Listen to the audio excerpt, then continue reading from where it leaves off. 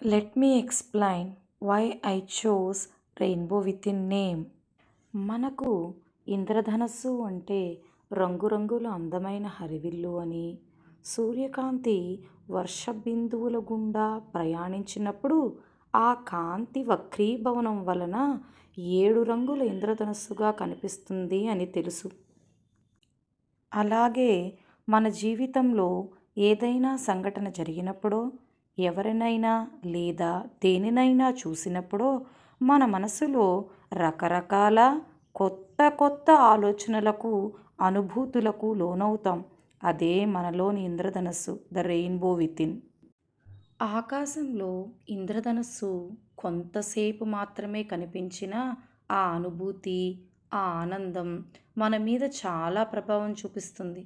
అలాగే మనలోని ఆలోచనలు అనే ఇంద్రధనస్సు ప్రభావం మన జీవితం మీద చాలా ఉంటుంది.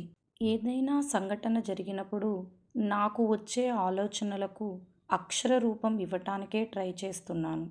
మన దైనందిక జీవితంలో జరిగేవి, అవసరమయ్యేవి ఇందులో పొందుపరచాలి అనేదే నా చిన్న ప్రయత్నం. నా ఆలోచన ఎక్కడో ఒకచోట మీకు కలిగిందే అనిపించొచ్చు. నా ఆలోచనతో మీరు ఏకీభవించవచ్చు లేదా విభేదించవచ్చు. ఎవరి అభిప్రాయం వారిది. But purely my perception only. ఇది పూర్తిగా నా అభిప్రాయం మాత్రం.